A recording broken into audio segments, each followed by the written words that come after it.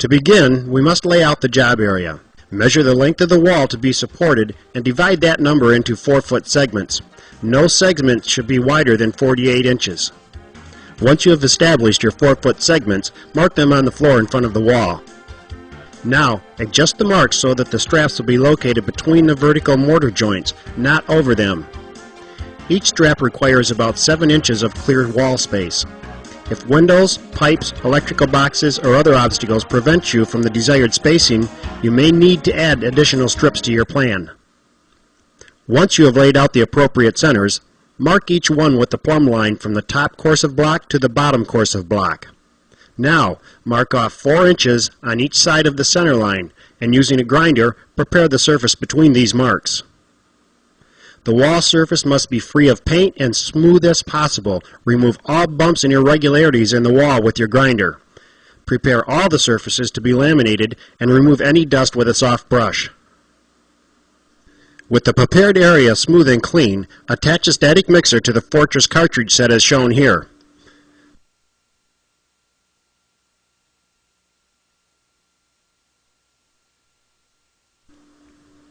Load the cartridge set into the J gun and dispense a small amount into a box until the material is a uniform green color. Then, release the pressure with the thumb button. Note, the warmer the epoxy, the faster it will set up. It's sometimes helpful to warm it when working in cold areas using a hair dryer, small space heater, or setting it in the sun. Be careful, do not overheat, and do not exceed 120 degrees. Apply the epoxy as shown here to the full length of the prepared surface. If the surface is shorter than the 8-foot length of strap, cut the strap accordingly. Using the trowel, spread the epoxy to achieve an even, flat coat.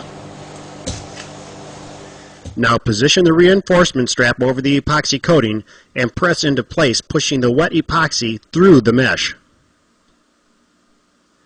Using a trowel, push the epoxy through the mesh and spread it evenly across the reinforcement strap. If dry spots appear, add a little more epoxy and spread it evenly. Note that some areas may pull away from the wall due to slight wall deflections. These areas can be anchored to the wall with the 1-inch concrete nail with a washer. The next step is to apply a layer of lamination plastic the full length of the strap. Notice we've masked the edges with tape to keep the job neat. With the lamination plastic in place, use the squeegee to spread the epoxy as shown from the top down, filling any areas that may be dry. After the epoxy has cured, the plastic and the tape are removed and the installation is complete.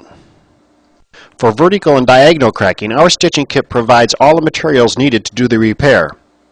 In this case, the foundation also has water leakage. Note that the stitch kit does not include injection materials. The repair is made by first preparing an area for a typical crack injection to stop the water leak, and a prepared area for where the carbon fiber grid stitches are to be installed. Once the crack is prepared for injection, the stitches are installed in the same manner as the full-length grid straps. A couple of tips on installing stitches. If you lay your lamination plastic out cut to size and place your grid stitch on it, you can apply the epoxy to the stitch as shown. This makes it very easy to apply the stitch to the wall, as you will see. An extra bead around the edge of the stitch will provide a nice amount of epoxy to seal the edges. Always use plenty of epoxy. Too little may leave dry spots.